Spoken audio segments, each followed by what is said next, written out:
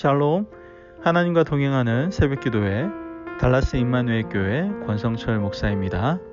오늘도 하나님과 동행하며 풍성함을 누리시는 저와 여러분 되시길 주님의 이름으로 축복합니다. 오늘 말씀은 사무엘하 13장 20절에서 22절까지의 말씀입니다. 그의 오라버니 압살롬이 그에게 이르되 내 오라버니 암논이 너와 함께 있었느냐? 그러나 그는 내 오라버니이니 누이야 지금은 잠잠히 있고 이것으로 말미암아 근심하지 말라 하니라. 이에 다말이 그의 오라버니 압살롬의 집에 있어 처량하게 지내니라. 다윗 왕이 이 모든 일을 듣고 심히 노하니라. 압살롬은 암논이 그의 누이 다말을 욕되게 하였으므로 그를 미워하여 암논에 대하여 잘잘못을 압살롬이 말하지 아니하니라. 아멘. 하나님의 말씀입니다. 여러분, 우리가 포함되어 있는 그런 공동체들, 즉 하나님께서 허락하신 이 공동체 안에는요, 영적 권위라는 것이 있습니다. 이것은 상하 관계를 말하는 것이 아니고요. 하나님께서 위임하신 권위 아래에서 역할의 체계, 즉 질서가 있다는 것을 말씀하시는 것이죠. 그러나 요즘 영적 공동체인 교회 안에서 목회자의 권위가 너무 많이 무너지는 것을 보게 됩니다. 몇몇의 목회자들의 도덕성, 윤리성의 문제들로 인해서 다수의 목회자들의 권위가 교회에서 흔들리고 있는 것이죠. 그렇다면 이와 같이 영적 권위를 흔들게 만드는 그 요소는 무엇입니까? 바로 죄 때문임을 우리는 알 수가 있게 됩니다. 이러한 죄의 영향력 때문에 이러한 영적 권위가 실추되는 것을 우리는 보게 되는 것이죠. 여러분, 영적 권위가 무너지면 그 공동체는 건강한 공동체가 될 수 없고 또 하나님께서 부어주시고자 하는 그 놀라운 축복을 마음껏 누릴 수가 없는 공동체가 되고 맙니다. 물론 이것은 비단 목회자만 이야기하는 것은 아니죠. 교회 안에 세워진 평신도 리더들도 예외가 될 수는 없다라는 거죠. 여러분, 우리가 한번 생각해 보면 자신이 떳떳하지 못한 문제에 대해서 다른 사람에게 요구하는 것 쉽지 않을 수 있습니다.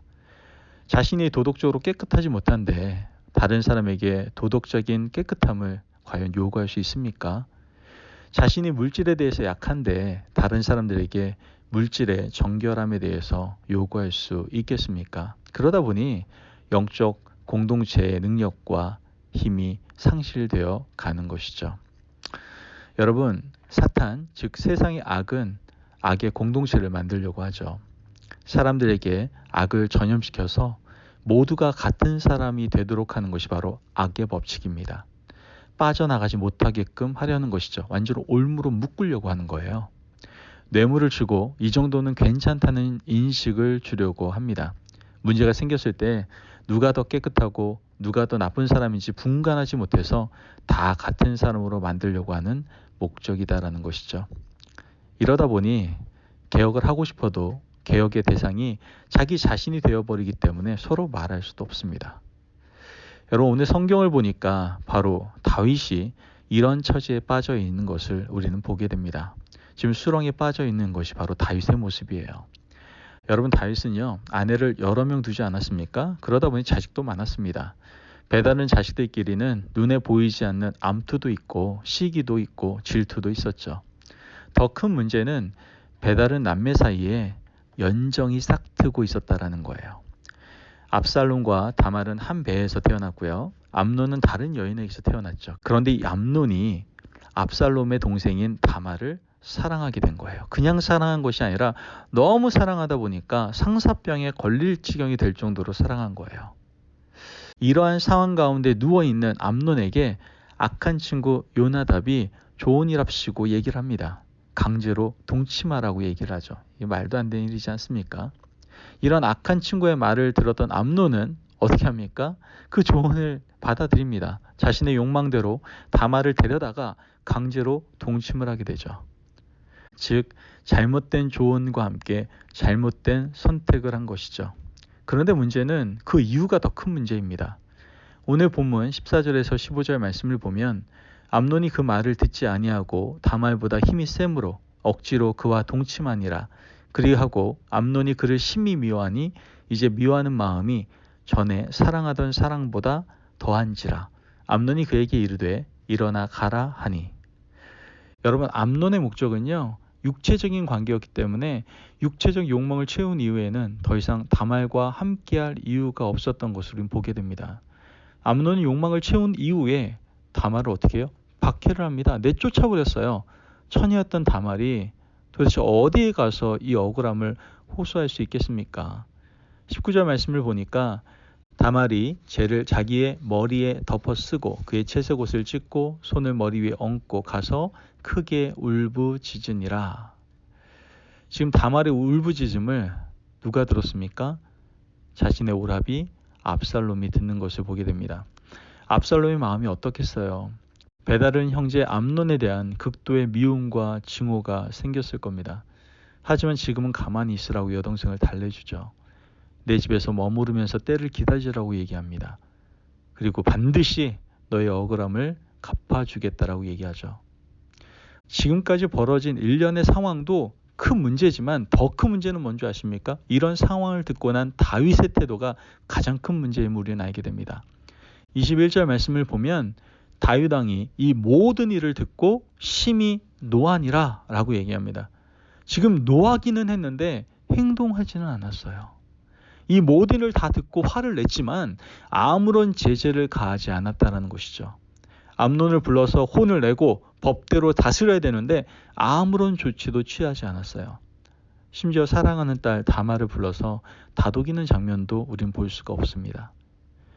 이렇게 가만히 두면 형제간에 문제가 생길 것이 뻔하지만 아버지 다윗은 아무런 조치도 취하지 않았다는 것이죠. 왜 그랬을까요? 그 이유는 바로 자기 자신도 떳떳하지 않았기 때문에 그런 거예요. 여러분, 다윗 자신이요, 이미 밧세바에서 일어난 문제로 떳떳하지 않은 모습이 있었잖아요. 물론 자기 자신이 생각할 때도 떳떳하지 못했기 때문에 그런 마음이 있을 수도 있지만 세상에 어떻게 완벽한 거짓말이 있을 수 있겠어요? 아마 누구든지 알 수 있지 않았겠습니까? 그러다 보니 다윗의 영향력이 이러한 사건들, 떳떳하지 않은 사건들 때문에 약화되었을 겁니다.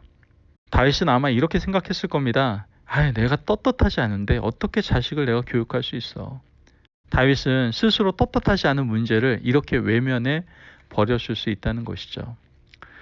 여러분, 사실 지도자는 굉장히 어렵습니다. 가정의 지도자인 아버지, 교회의 영적 지도자, 나라의 지도자는 도덕적, 물질적, 육체적으로 작은 흠이라도 스스로 정결해야 공동체를 다스릴 때 문제가 일어나지 않아요.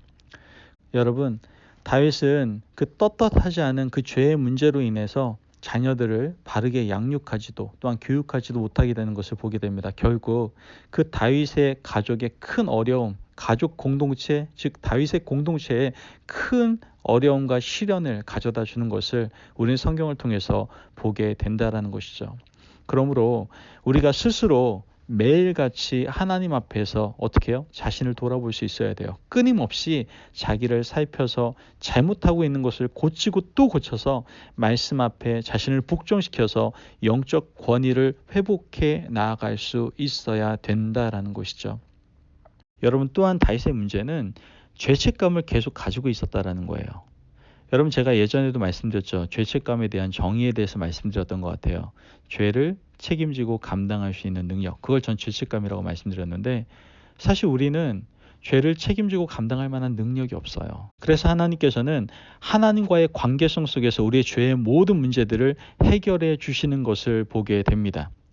성경을 보면요, 하나님이 다윗을 용서하시면서 다윗에게 세 가지 책임을 지게 하시지 않습니까? 앞으로 칼이 내 집을 떠나지 않을 것이고 너의 아내들은 백주의 욕보임을 당할 것이며 밧세바 사이에 낳은 아들은 반드시 죽으리라고 말씀하셨잖아요. 다윗의 죄는요, 하나님과의 관계 정리가 이미 끝난 상태였다라는 거예요. 그렇다면 다윗은 암논과 다말의 문제에 대해서 어떻게 해요? 적극적으로 개입하고 나서야 했다라는 것이죠. 우리는 마찬가지입니다. 하나님께서는 우리에게 예수 그리스도를 보내주셔서 예수 그리스도의 보혈을 의지하여 모든 죄의 문제를 해결받게 하셨어요. 그렇다면 그 보혈을 의지한 가운데에서 우리도 마찬가지로 어떤 문제에 대해서 적극적으로 개입하고 나설 수 있어야 된다는 것이죠. 사탄은요, 이렇게 우리의 약점을 공격합니다. 야, 너도 깨끗하지 못하니까 입 다물고 가만히 있어. 너나 잘해. 사탄은 우리의 잘못된 일들을 들춰내지 않습니까? 이미 우리는 그 죄에 대한 책임을 다 했음에도 불구하고 과거의 잘못을 들추어서 현재와 미래까지 완전히 망가지도록 만드는 것이 바로 사탄이다라는 것이죠. 여러분, 다윗은 이렇게 죄의 무서운 속성에 발목 잡혀서 분노는 있지만 아무런 행동도 하지 않았을 때 압살롬이 2년 동안 분노를 키웠던 거예요. 형제 암논을 죽일 살해 계획을 세웠죠. 모든 왕자를 모아놓고 그들이 보는 앞에서 암논을 살해하게 되죠. 다윗 가문에 일어난 비극의 시작이었어요. 칼이 내 집을 떠나지 않을 것이다. 여러분, 이것은 사실 다윗이 스스로 자초한 일입니다. 오늘 우리가 기도의 자리에서 우리의 작은 흠결까지 찾고 회개하고 돌이키는 귀한 시간이 되어야 될 줄을 믿습니다.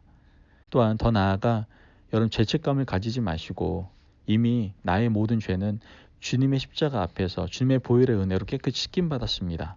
그러므로 우리는 모든 공동체 안의 문제에 대해서 우리는 적극적으로 개입하고 또한 적극적으로 조언할 수 있어야 된다는 것이죠. 이렇게 할 때 여러분, 우리 안에 속한 모든 믿음의 공동체의 권위, 영적 권위가 회복되기 시작하는 거예요. 여러분, 간절히 소망합니다. 우리 가정이나 우리가 속한 공동체에서 말의 권위, 행동의 권위를 하나님 앞에서 회복하고 찾아가시기를, 그래서 그 영적 권위 아래에서 하나님이 세우신 그 공동체가 더욱더 아름답고 건강하게 성장하기를 주님의 이름으로 축복합니다. 기도하겠습니다. 사랑이 많으신 하나님, 감사합니다.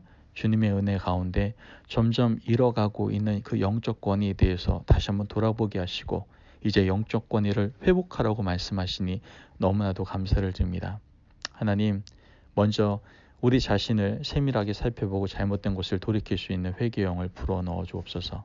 또한 내가 죄책감을 갖는 것이 아니라 그 모든 죄를 주님 앞에 내어놓고 다시 회개함으로 공동체의 문제에 대해서 바르게 인도하고 가르칠 수 있는 그런 영적 권위를 우리가 회복할 수 있도록 은혜를 더하여 주옵소서.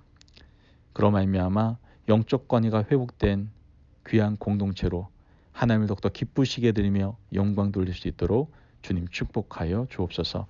감사하며 예수님의 이름으로 기도합니다. 아멘. 하나님과 동행하며 풍성함을 누리시는 저와 여러분 되시길 주님의 이름으로 축복합니다. 여러분, 하나님의 믿음의 공동체에는 영적 권위가 반드시 있어야 됩니다. 그 질서가 세워져야 됩니다. 이를 위해서 먼저 우리의 자신을 세밀하게 돌아보고 죄에 대해서 멀리하시고 또한 죄를 지었다면 온전히 회개함으로 나아가 다시 영적 권위를 회복하실 수 있는 저와 여러분들이 되시기를 바랍니다. 그로 말미암아 더욱더 귀한 하나님의 공동체를 아름답게 세워가시기를 주님의 이름으로 축복합니다. 말씀 안에 승리하십시오.